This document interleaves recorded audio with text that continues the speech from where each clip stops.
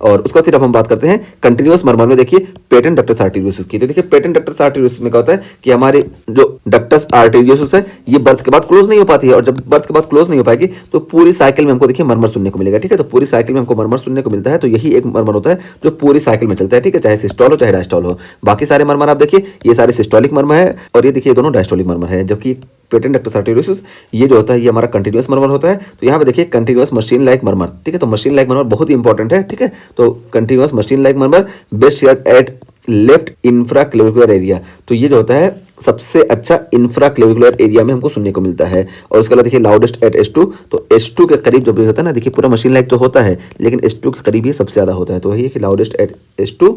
और ये होता क्यों है पेटेंट डक्टस आर्टेरियोसिस का रीजन बताया जा रहा है कि often due to congenital rubella और प्रीमेच्योरिटी। तो ये प्रीमेच्योरिटी या कंजेनाइटल रूबेला की वजह से देखने को मिलता है। और देखिए कंजेनाइटल रूबेला सिंड्रोम हम बात करके हैं कि वहाँ पे हमको ट्रायड देखने को मिलता है, एक हार्ट डिफेक्ट देखने को मिलता है, एक हमको सेंसरी न्यूरल हियरिंग लॉस देखने को मिलता है। ये सेंसरी न्यूरल है। ठीक है, तो यहाँ पे एसपी लगा लीजिए। तो ये सेंसरी न्यूरल हियरिंग लॉस है, और देखिए हमको कैथरेक्ट देखने को मिलता है। अगर इन तीनों बात करें तो सेंसरी न्यूरल हियरिंग लॉस ये मोस्ट कॉमन होता है, लेकिन हार्ट डिफेक्ट में देखिए हमको पीडीए भी देखने को मिलता है, पल्मोनरी स्टेनोसिस और वेंट्रिकुलर सेप्टल डिफेक्ट ये सब देखने को मिलता है। लेकिन इसमें हार्ट डिफेक्ट में मोस्ट कॉमन हमारा होता है पीडी होता है, इस वजह से यहाँ पे पीडीए में बता दिया गया है। जबकि आप देखेंगे तो यहाँ पे देखिए वेंट्रिकुलर सेप्टल डिफेक्ट में नहीं बताया गया। ठीक है, तो कंजेनाइटल सिंड्रोम लिखा गया लेकिन यहाँ पे रूबेला को नहीं बताया गया। हालांकि कंजेनाइटल रूबेला सिंड्रोम में हमको वेंट्रिकुलर सेप्टल डिफेक्ट देखने को मिलता है, लेकिन ये कम देखने को मिलता है। पेटेंट डक्टस आर्टेरियोसिस ज्यादा देखने को मिलता है। ठीक है, तो ये चीज हो गई। तो इस तरीके से हमारा पूरा ये टॉपिक अच्छा है। यहाँ पे इसको हम याद कैसे रखेंगे, तो देखिए यहाँ पे याद रखने के लिए हम you need a patent for that machine. ठीक है, तो मशीन के लिए हमको पेटेंट करने की जरूरत है। तो यहाँ पे हम याद रखेंगे पेटेंट डक्टस आर्टेरियोसिस में हमको मशीन लाइक मर्मर देखने को मिलता है। और अच्छा यहाँ पे देखिए ये जो हम ट्रायड है इसको भी एक बार याद करा दें। तो यहाँ पे देखिए इसको याद रखने का तरीका क्या है कि आई लव रूबी इयररिंग्स। तो देखिए आई लव रूबी इयररिंग्स हम याद रखेंगे कि यहाँ से हो गया कि आई के हमको मैनिफेस्टेशन देखने को मिलेंगे, और यहाँ पे देखिए हार्ट के मैनिफेस्टेशन देखने को मिलते हैं, और ईयर के मैनिफेस्टेशन देखने को मिलते हैं। ठीक है, तो ये तीनों मैनिफेस्टेशन देखने को मिलते हैं किसमें, रूबेला में। रूबी से हम रूबेला याद रखेंगे। ठीक, तो इस तरीके से पूरा हमारा हार्ट मर्मर का टॉपिक कंप्लीट हुआ। यहाँ पे एओर्टिक स्टेनोसिस में हम बताया कि एओर्टिक स्टेनोसिस में हमको सैड याद रखना है कि यहाँ पे सिंकोप, एंजाइना और डिस्निया देखने को मिलता है।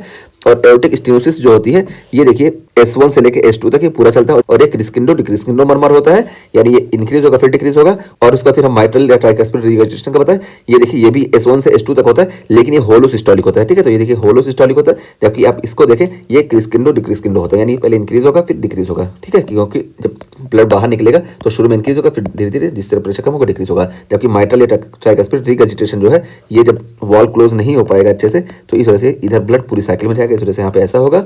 और उसका फिर देखिए माइट्रल वॉल प्रोलैप्स की बात की, तो माइट्रल वॉल प्रोलैप्स में देखिए यहाँ पे क्या होता है कि ये जो हमारी कॉर्डा टिम्पैनी वगैरह होती है ना, या वीक हो जाती है। इस वजह से जब ये कॉन्ट्रैक्ट करता है ना तो हमको यहाँ पे बल्ज देखने को मिलता है। तो जब बल्ज देखने को मिलता है यहाँ पे हमको मिड सिस्टोलिक क्लिक देखने को मिलता है। ठीक है, तो इसी को हम बोलते हैं मिड सिस्टोलिक क्लिक। देखिए यहाँ पे बताया गया ये मिड सिस्टोलिक क्लिक, यानी S1 और S2 के बीच में हमको मिड सिस्टोलिक क्लिक देखने को मिलेगा।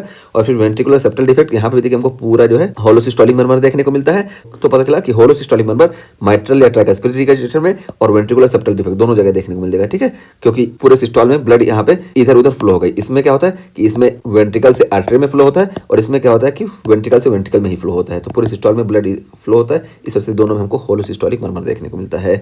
और उसके बाद फिर हम डायस्टोलिक मर्मर में बात की कि एओर्टिक रिगर्जिटेशन, और एओर्टिक रिगर्जिटेशन में हम सबसे ज़्यादा इंपॉर्टेंट याद रखेंगे कि यहाँ पे हमको BEAR जो होते हैं इसके मेन कॉज होते हैं, और ये S2 के फौरन बाद होता है एओर्टिक रिगर्जिटेशन। जबकि माइट्रल स्टेनोसिस यहाँ पे देखिए हमको ओपनिंग स्नैप देखने को मिलता है। ठीक है, माइट्रल स्टेनोसिस में ओपनिंग स्नैप देखने को मिलता है, और ये दोनों हमारे डायस्टोलिक मर्मर होते हैं। और उसके बाद फिर हम लास्ट में बात की पेटेंट डक्टस आर्टेरियोसिस की, और पेटेंट डक्टस आर्टेरियोसिस में होता है कि हमको मशीन लाइक मर्मर देखने को मिलता है। ये बहुत इंपॉर्टेंट है, पेटेंट दैट मशीन। ठीक है, तो पेटेंट फॉर दैट मशीन से हमें इसको याद रखेंगे कि यहाँ पे हमको ऐसा देखने को मिलता है, और ये कंजेनिटल रूबेला सिंड्रोम में बहुत ज़्यादा देखने को मिलता है।